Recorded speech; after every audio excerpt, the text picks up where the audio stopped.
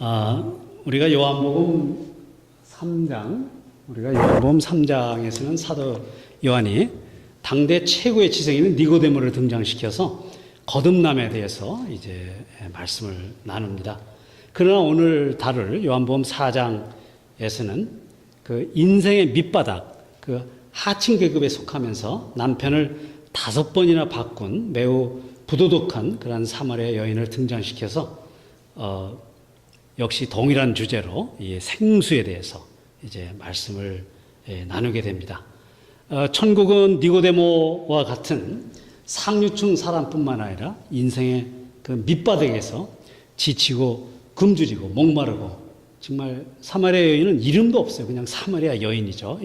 이름도 없는 한 여인에 이르기까지 모든 사람이 천국에 들어갈 수 있다는 것을 우리에게 시사해 주고 있습니다.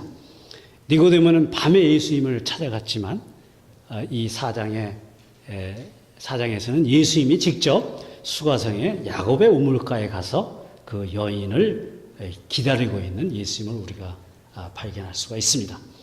오늘 우리가 4장 본문을 통해서 주님께서 어떤 그러한 목자의 심정을 가지고 이 사마리아 여인을 구원의 길로 인도하시는지 그러한 비결을 우리가 배우기를 소원합니다. 그런 이야기의 배경을 한번 말씀을 드리면은 우리가 예수님께서 이제 유대 땅에서 이제 사역을 하셨어요. 그런데 예수님이 사역을 하시면 워낙 많은 사람들이 몰려들기 때문에 사역이 대단히 이제 흥왕을 했고 예수님의 사역이 번창하면서 바리새인들이 이제 시기와 질투를 이제 하게 됩니다. 그러니까 예수님께서 내가 왜 바리새인들과 함께 경쟁할 필요가 뭐가 있느냐 하시면서 이제 예수님이 사역지를 유대에서 갈릴리로 이제 옮기시는 것을 볼 수가 있어요. 그래서 이제 유대 땅에서 이제 갈릴리로 가게 되면은 이제 사마리아 땅을 거쳐가는 것이 가장 빠른 길입니다. 그래서 예루살렘에서 갈릴리 호수까지가 약 200km 정도가 되는데요. 성인 1인이 하루에 약 한 40km를 걸어간다고 했을 때 한 닷새 정도를 걸어야만이 되는 그런 거리인 것을 알 수가 있습니다. 그런데 유대인들이 북쪽의 갈릴리로 갈 때는 절대 이 사마리아 지역을 통과하지 않습니다. 그것은 왜 그러냐면 우리가 예수님이 태어나시기 전에 이제 BC 722년을 그 아수르라는 나라가 이제 북이스라엘을 침략을 해서 북이스라엘을 완전히 멸망을 시킵니다. 그리고 이 아수르라는 국가는 민족 의식이 아주 강한 그 유대 북이스라엘 사람들의 그 순수 혈통의 그 뿌리를 잘라내려고 어떤 정책을 쓰게 되냐면 이제 혼혈 정책을 쓰게 됩니다. 그래서 주변에 있는 이방인들을 대거 이제 사마리아 지역으로 이제 이주를 시켜요. 이 사마리아 지역이 그 당시 이제 북이스라엘이 차지하고 있던 지역이죠. 그래서 그 지역 일대를 전부 사마리아 지역이라고 얘기하고 북이스라엘의 수도가 사마리아입니다. 그래서 이제 이 대거 이방인을 사마리아 지역으로 이주를 시키게 되니까 거기에서 이제 혼혈족이 생기고 혼혈 아들이 이제 생기게 되는 것입니다. 그렇지만 이제 남유다는 아주 유대인의 아주 순수 혈통을 계속 보존해 왔던 것이죠. 그래서 이 남유다가 이제 북이스라엘 사마리아 사람들을 볼 때는 쟤들은 혼혈족이다, 혼혈하다.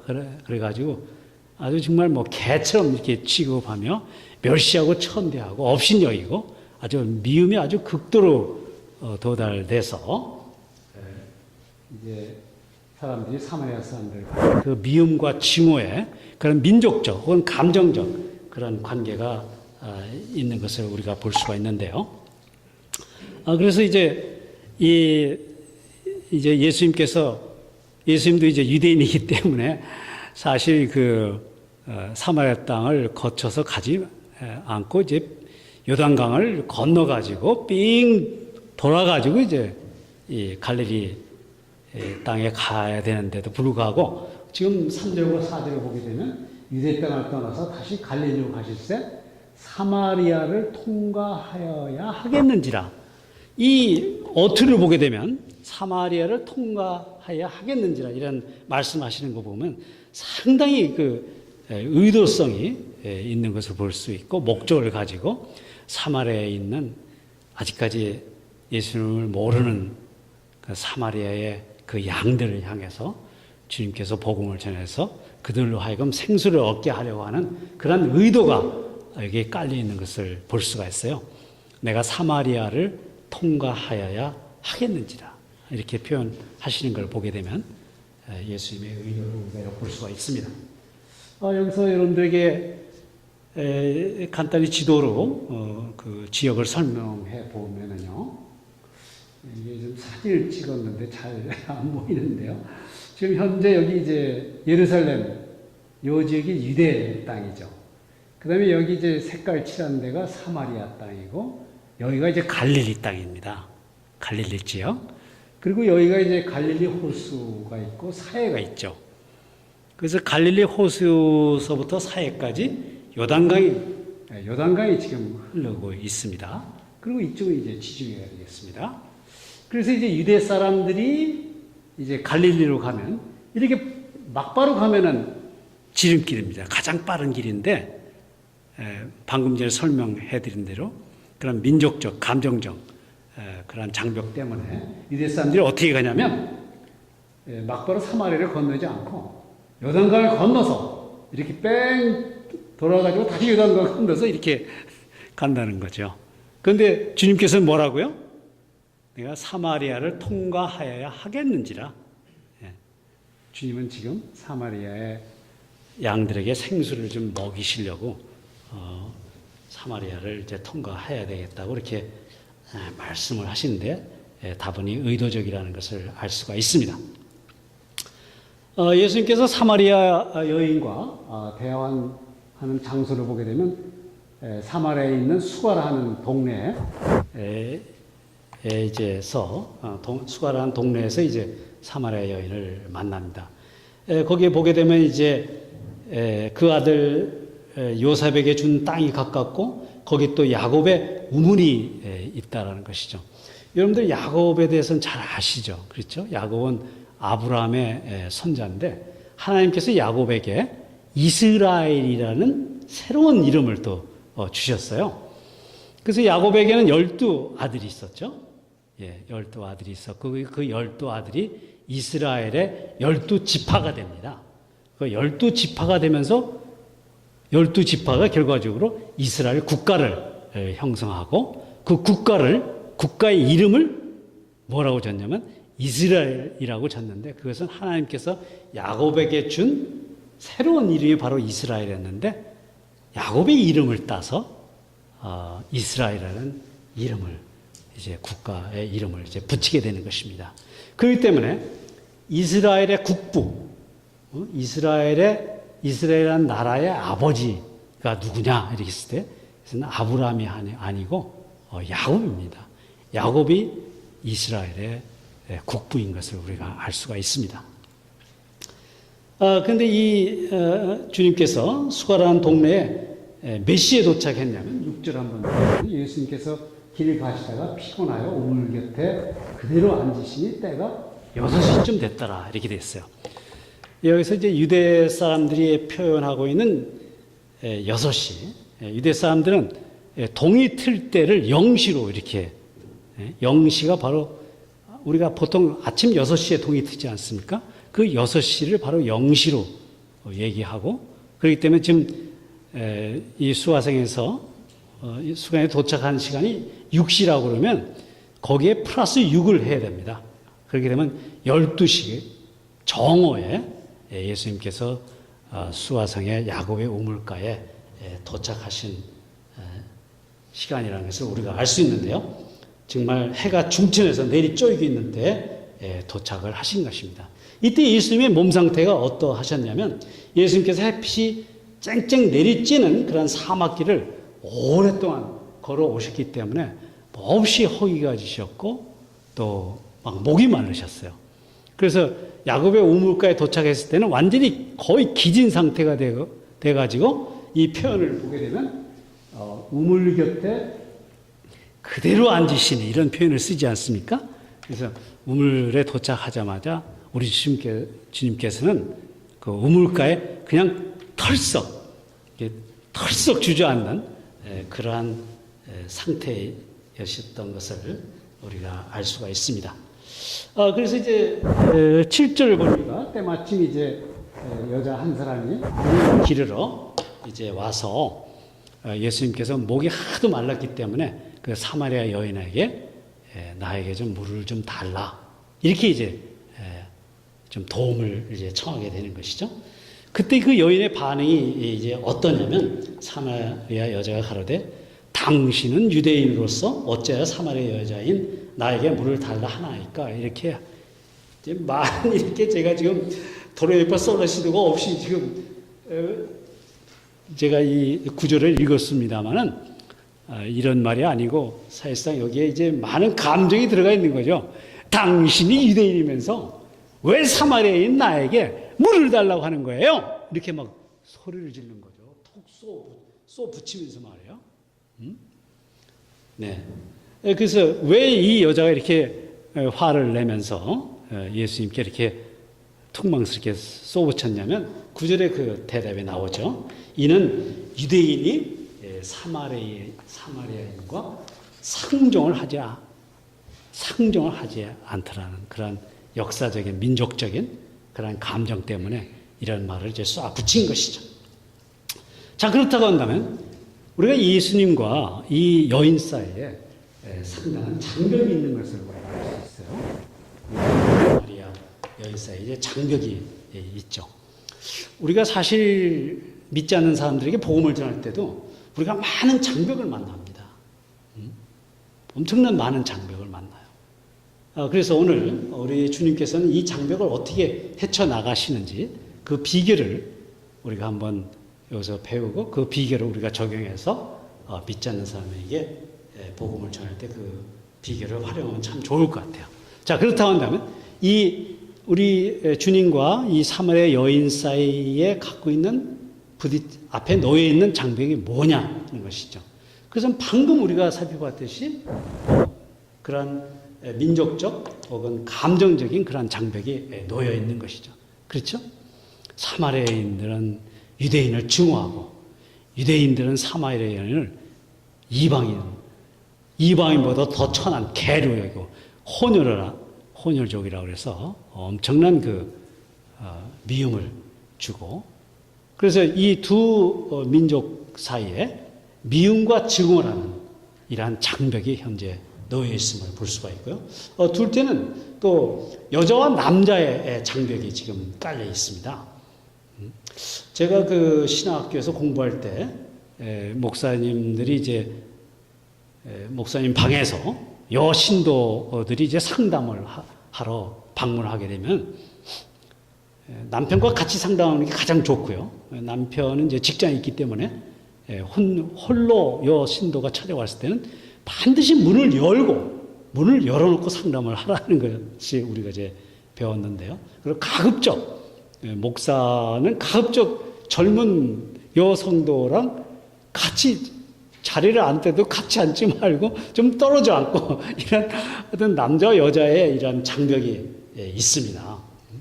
우리나라에도 1900년대 제가 이제 들은 얘기인데요. 예배당의 모습을 보게 되면 이렇게 예배당이 있으면 한쪽은 여자, 한쪽은 남자 이렇게 성도들이 구분해서 예배를 드렸다고 합니다. 그리고 그 당시에 예배당에서 가장 이제 손가락질을 당하고 욕을 얻어먹었던 그룹이 누구냐 하면 바로 성가대였다고 그래요. 찬양단. 왜냐하면 찬양단이 남자와 여자들이 같이 앉아서 하나님께 찬양을 부르기 때문에 이 남녀 칠세 부동석이라는 그런 개념, 윤리의 개념들이 꽉 차 있었는데 쟤들이 저렇게 다 큰 사람들이 남자와 여자가 같이 앉아서 찬양을 부른다는 것이 그 당시에 가치관을 볼 때는 도저히 인정할 수가 없는 거였죠. 지금 시온이하고 다영이, 하엄이 얘들이 지금 7살인가요? 7살 정도 됐나요? 얘들이 지금 같이 앉아서는 안 되는 게 1900년대에 우리가 갖고 있던 가치관입니다. 남자와 여자의 장벽. 그렇다고 하지만 지금도 그런 장벽이 참 많지 않습니까? 제가 어렸을 때, 지금도 한 60년 전에 보게 되면 우리 아버님하고 어머님 걸어가시는 걸, 시내에서 걸어가시는 걸 보게 되면 아버님이 먼저 가시고 그 밑에 한 4m나 5m에 떨어져서 우리 어머님이 절절절절 이렇게 따라가시는 그걸 저는 지금도 그 기억이 생생을 합니다. 하여튼 이렇게 남자와 여자의 장벽이 있는 것을 알 수가 있고요. 예수님과 이 여인과도 장벽이 있었던 것이죠. 마침 제자들이 이제 음식을 사러 시내로 나갔기 때문에 예수님께서 직접 이 여자에게 나에게 물을 달라 이렇게 말씀하신 것이지, 만약 제자들이 있었다면 제자를 통해서 물을 아마 구했을 것입니다. 세 번째 장벽은 정신적이고 인격적인 장벽이 예수님과 이 사마리아 여인 사이에 있었습니다. 18절을 보게 되면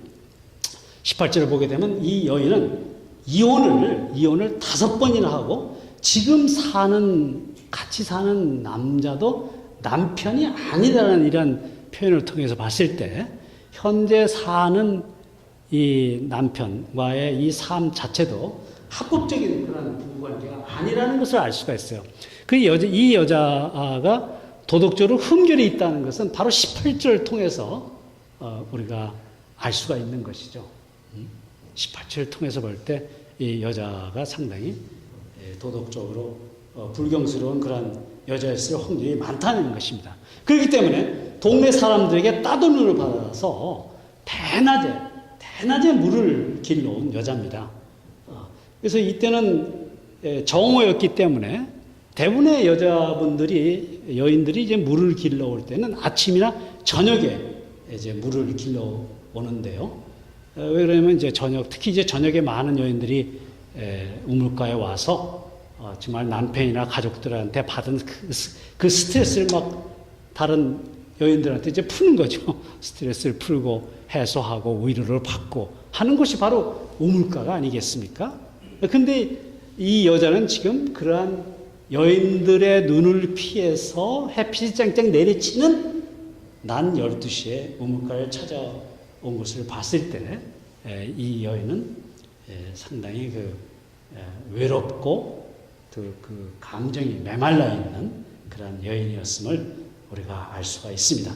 그래서 예수님과 여인 사이에 이런 인격적인 장벽이 있음을 우리가 알 수 있고요. 마지막으로 이제 종교적인 장벽이죠. 예수님은 유대교고 이 사마리아인은 잡종교, 이방인의 종교가 들어와서 혼탁해진 그런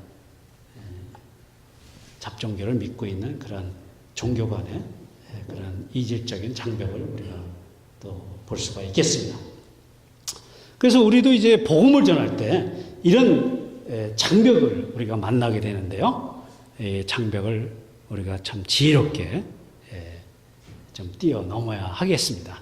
자, 그렇다고 하면 주님은 이러한 장벽을 어떻게 뛰어넘었는지 그 비결을 한번 살펴보도록 하겠습니다. 우선 주님께서는 장벽을 넘어 생수에 관심을 갖도록 하시게 되는데요. 예수님께서 이제 사막을 오랫동안 걸어 오셨기 때문에 몹시 이제 피곤하고 목이 말라서 사마리아 여인한테 나에게 좀 물을 좀 달라.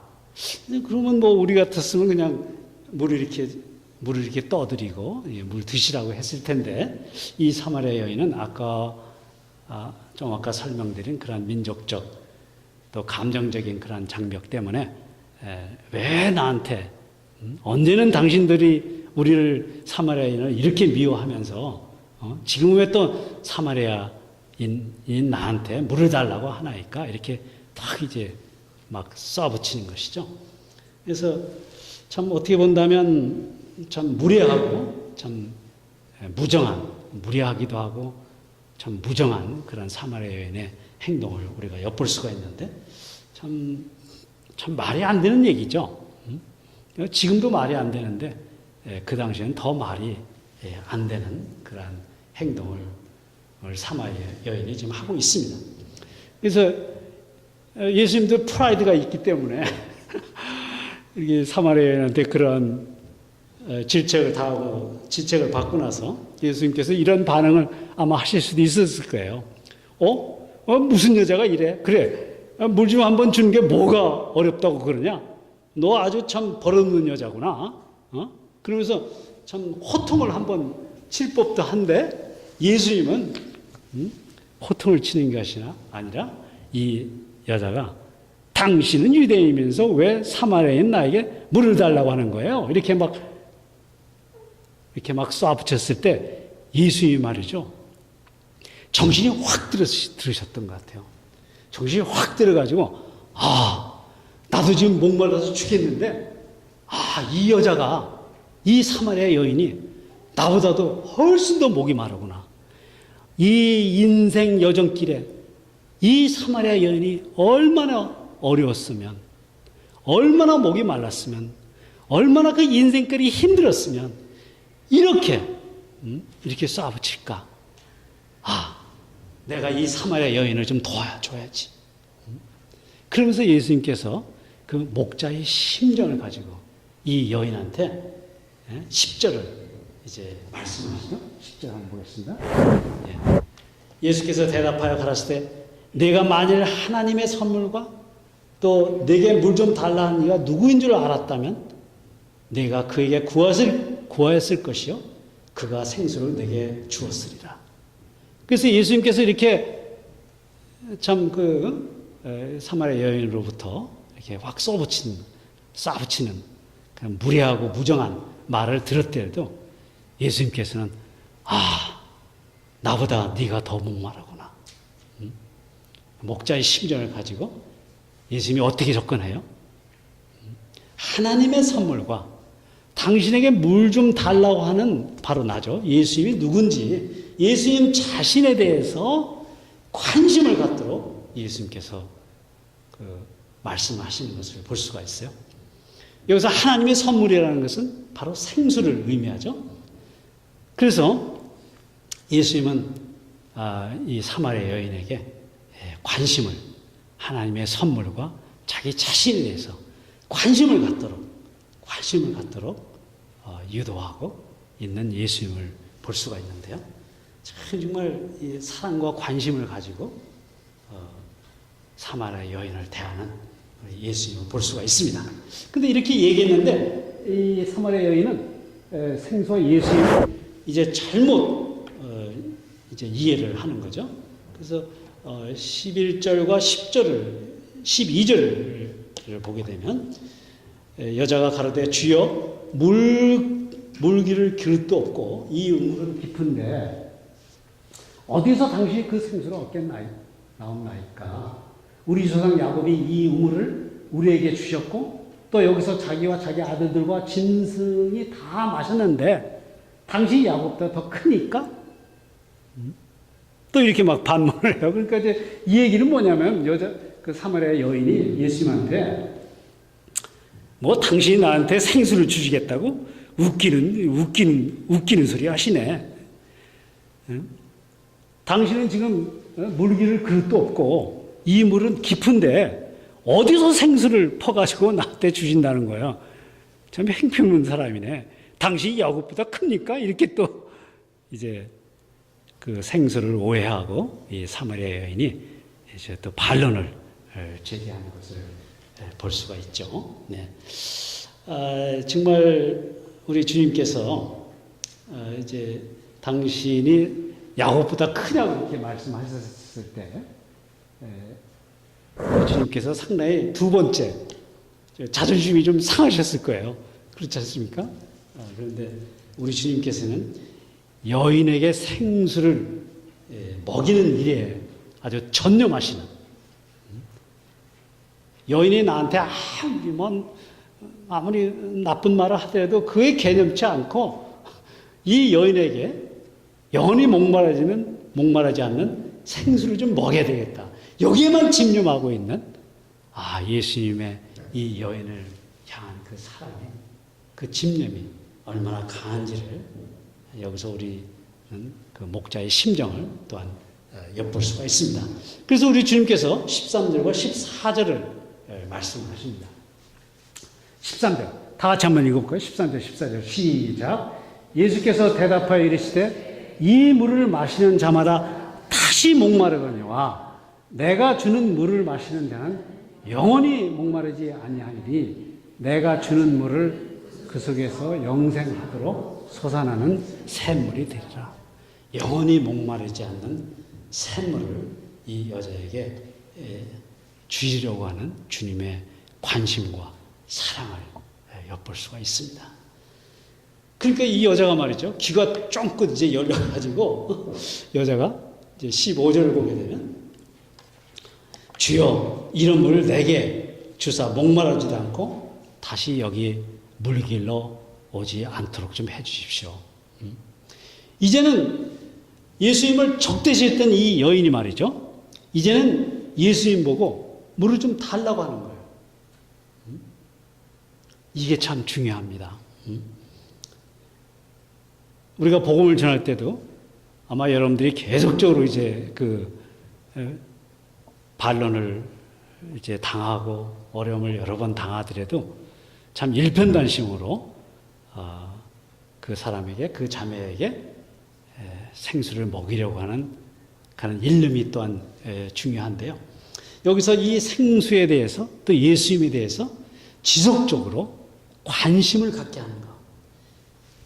이 관심을 갖게 하는 것이 참으로 중요한, 복음 전할 때 중요한 과정이 아닐 수가 없습니다.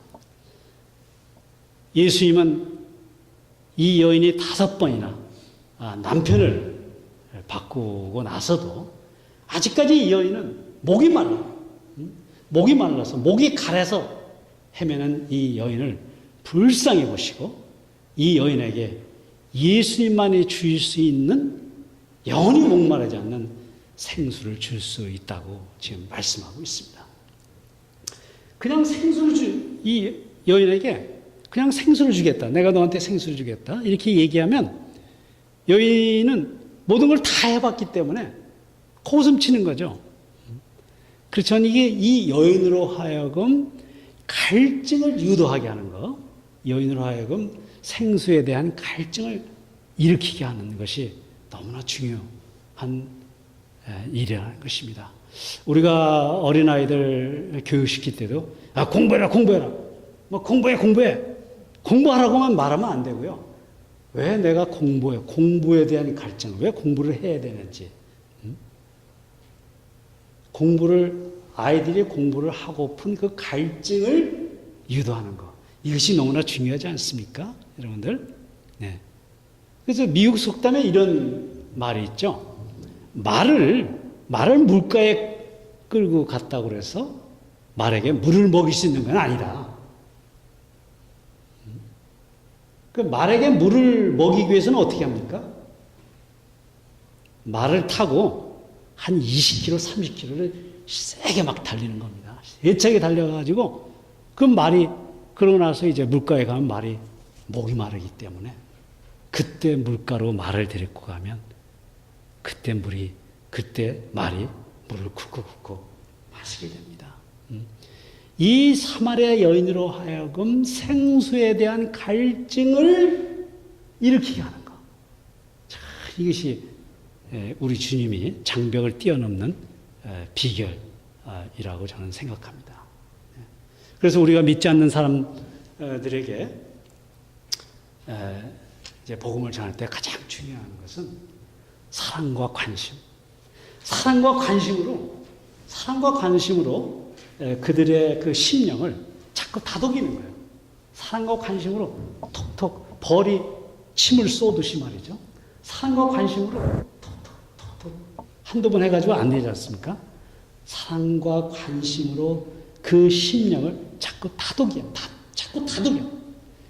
다독이면서 나는 너에게 영원히 목마르지 않는 생수를 줄 수 있다는 이 소망, 사랑과 관심과 이 소망을 퍼붓는 것이야말로 믿지 않는 사람들로 하여금 구원에 대한 갈증을 유발하는 중요한 요소라는 것을 오늘 말씀을 통해서 우리가 배울 수가 있습니다. 사랑하는 우리 평안 가족 여러분, 참 우리 모두 목자의 심정으로 아직 믿지 않는 분들에게 갈증을 불러일으켜서 생수를 먹이는 우리 모두가 되기를 주님의 이름으로 축원을 드립니다.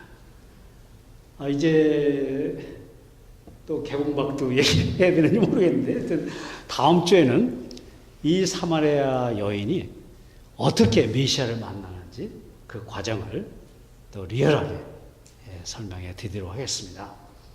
이 예수님이 이제 이 사마리아 여인과 여기까지 대화를 하고 나서 예수님이 갑자기 말이죠. 난데없이 내 남편을 불러오라 그러는 거예요. 참 놀라운 질문이 아닐 수가 없습니다.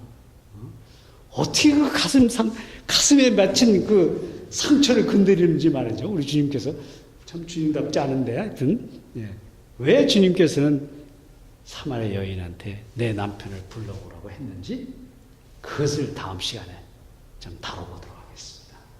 제가 오늘 또 다뤄볼 수는 있는데, 시간이 계속, 많은 시간이 지나서. 그러면 제가 좀 기도하고 설교를 마치도록 하겠습니다.